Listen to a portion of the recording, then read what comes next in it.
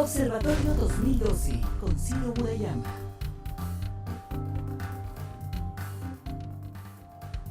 Buenas noches, bienvenidos a Observatorio 2012, el espacio del canal cultural de los universitarios dedicado a acompañar y a comprender el proceso electoral en curso. Dentro de 81 días los mexicanos acudiremos a las urnas. Elegiremos al presidente de la República, pero también al Congreso de la Unión. Aquí en Observatorio 2012 estamos abriendo una agenda de discusión sobre la importancia del Poder Legislativo y por eso esta noche nos acompaña el senador Carlos Navarrete Ruiz, coordinador del Grupo Parlamentario del Partido de la Revolución Democrática en el Senado. Antes, en Corte de Caja, analizaremos las definiciones de los partidos y coaliciones en el tema de seguridad pública. Y después, en la ruta de la elección, Lorenzo Córdoba nos explicará en qué consiste el proceso de capacitación de quienes fungirán como funcionarios de casilla el próximo domingo 1 de julio. Esto es Observatorio 2012, quédese con nosotros, ya comenzamos.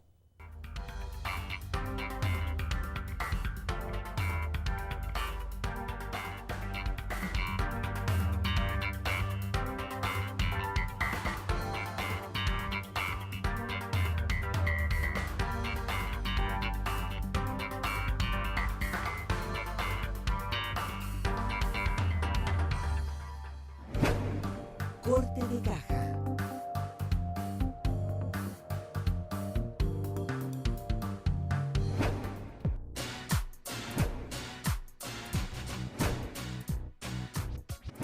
Uno de los temas más sensibles de la realidad mexicana es el de la seguridad pública. A los añejos problemas de pobreza y desigualdad, en los últimos años se ha sumado la ola de violencia e inseguridad que, en mayor o menor medida, afecta al conjunto de la población mexicana y altera su vida cotidiana. Las plataformas electorales son los documentos en los que los partidos políticos, las coaliciones y sus candidatos expresan de forma más clara sus diagnósticos del país y sus propuestas, y en su caso, también la ausencia de ellas. ¿Cómo abordan desde sus plataformas electorales los actores políticos el tema de la seguridad pública? ¿Es posible encontrar diferencias programáticas sustantivas en este tema sensible entre las distintas opciones electorales? Estas son las preguntas que trataremos de responder en Corte de Caja.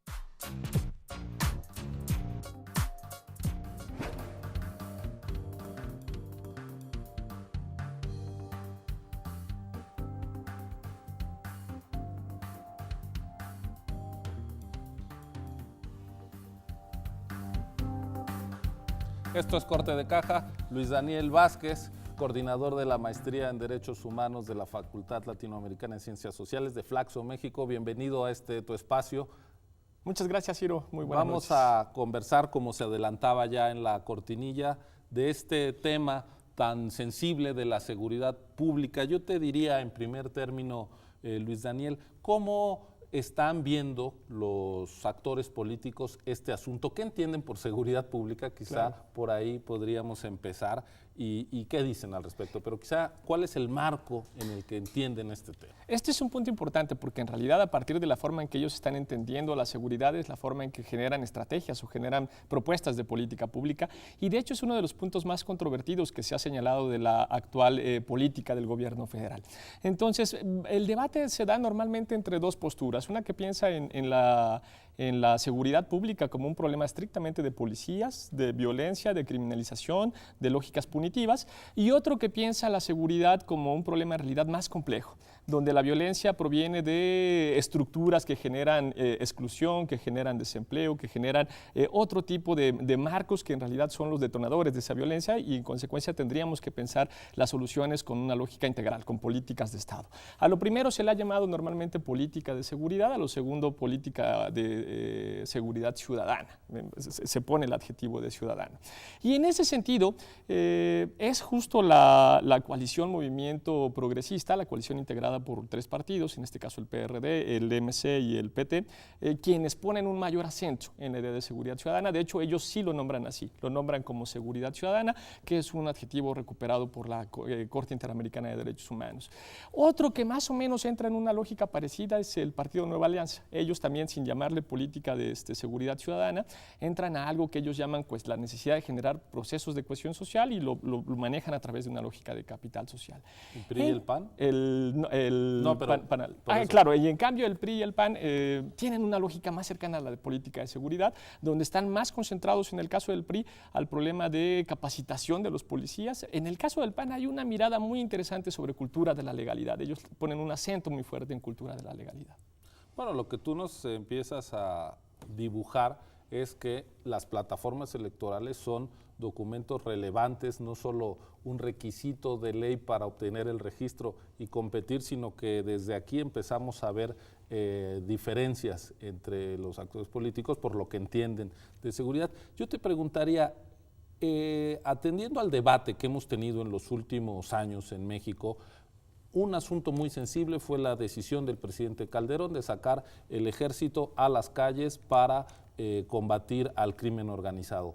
¿Qué se dice de eso en las plataformas? ¿Cuál es la mirada sobre la participación del ejército en estas tareas más policiales? Sin duda este ha sido uno de los puntos más interesantes y de nuevo más controvertibles de la política de seguridad del actual gobierno federal y extraordinariamente es de los puntos en donde hay más silencios. En las plataformas prácticamente no hay nada sobre el problema de la militarización.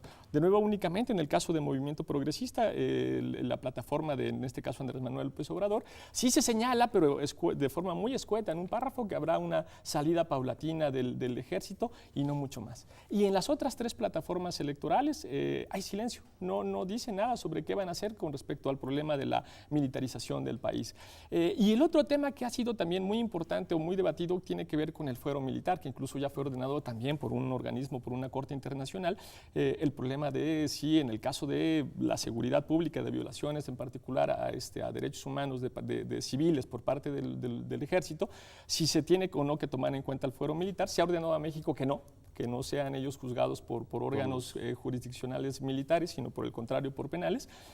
Ninguna plataforma dice nada al respecto sobre qué va a ser. Y eso que esto ya se ha debatido en el propio Congreso de la Unión. Sí, totalmente. Y hay un silencio también interesante en las plataformas sobre el fuero militar. Entonces, uno de los principales problemas hoy en materia de seguridad pública, sin duda, es el problema de la militarización y es uno de los temas que no está tratado a fondo en las plataformas electorales. Podríamos desprender que hay un respeto al ejército que lleva incluso a que los actores políticos se inhiban en sus definiciones e incluso en sus diagnósticos sobre el rol que ha estado jugando el ejército en los... Totalmente, sí. Y continuando con lo que sí tienen, digamos, ¿qué énfasis y diferencias podríamos encontrar en el tema de seguridad en las plataformas? En los puntos de tal vez las ausencias relevantes, ausencias marcadas en todos los casos, es que ninguna distingue los distintos tipos de criminalidad. Y esto me parece que es grave, porque obviamente la estrategia de criminalidad para un problema de asaltos en una colonia X es distinto que la estrategia de criminalidad que tienes que tener para el problema del narco, ¿no? Uno puede ser efectivamente un problema de seguridad interior, el otro puede ser un problema de seguridad nacional que pone en jaque al Estado mismo. No hay esa distinción, ninguno hace una distinción mínima de los distintos tipos de criminalización, en consecuencia tampoco hay estrategias específicas para esos distintos tipos de criminalidad. La otra cosa también relevante es que, de nuevo, un problema ahora clásico en las plataformas es que vienen muchos objetivos, pero no vienen muchos medios o muchos mecanismos sobre cómo se va a llegar a esos objetivos. Los cómo. Exactamente. Viene el qué, no vienen los cómo. Y en la medida que hacen falta los cómo, se pueden encontrar muchos puntos en común, pero es difícil tejer cuáles van a ser las diferencias específicas entre los partidos. Por ejemplo, prácticamente todos dicen, tenemos un problema de profesionalización de los policías. Todos están claros en que hay que profesionalizar a los policías. No nos están diciendo muy bien cómo lo van a hacer, cuáles van a ser las diferencias, etc. En cambio, acá en los policías sí hay una diferencia interesante entre, en este caso, la plataforma de Enrique Peña Nieto y la plataforma de Josefina Vázquez Mota. Y la diferencia tiene que ver con que mientras el PRI se anima a decir que necesitamos una policía única, un cuerpo de policía única, que es algo... Policía Nacional. Claro, Policía Nacional, el PAN dice que no. Cosa interesante porque justo en la realidad sucede lo contrario, pero en la plataforma el PAN dice que no, porque Calderón venía impulsando la creación de una policía con mando único. Con mando único, claro, y en la plataforma se sostiene que las policías van a ser todavía federales, establecidas en los gobiernos federales. Tal vez otra cosa de las muy llamativas o de las muy interesantes que también solo aparece en la plataforma, en este caso de Movimiento Progresista, es la despenalización de la marihuana. Se anima Movimiento Progresista a hablar de despenalización en particular de la marihuana. Este tema está invisible en las otras plataformas. No hay cambio en los tipos penales en lo que están proponiendo las otras plataformas, es decir, qué es delito y qué no. No, cuando se meten a tratar tipos penales, básicamente lo que hacen es endurecer las penas para aquellos miembros o de la policía o del ejército que se pasen al bando contrario. Lo que ellos proponen, y esto sí aparece en 2 o 3 plataformas, es endurecer las penas en esos casos. Pero no hay mucho más que eso. Oye, ¿y el eje de los derechos humanos hasta dónde permea, digamos, la visión garantista?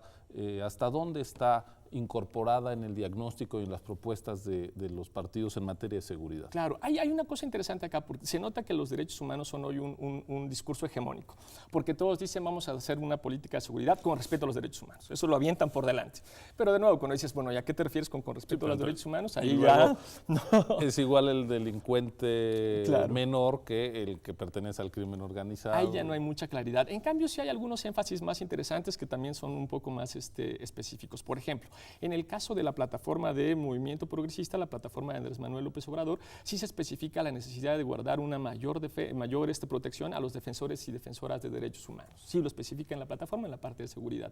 En cambio, la plataforma del PAN, lo que se especifica también es una defensa en especial, pero para los periodistas. Ellos se identifican en las periodistas y en las comunidades, fíjate que no hablan de víctimas, sino de comunidades en situación de vulnerabilidad por el crimen organizado, la necesidad de tener un fondo especial a partir de los decomisos que se hacen del crimen organizado. Entonces ellos identifican esos 2 grupos en situación de vulnerabilidad.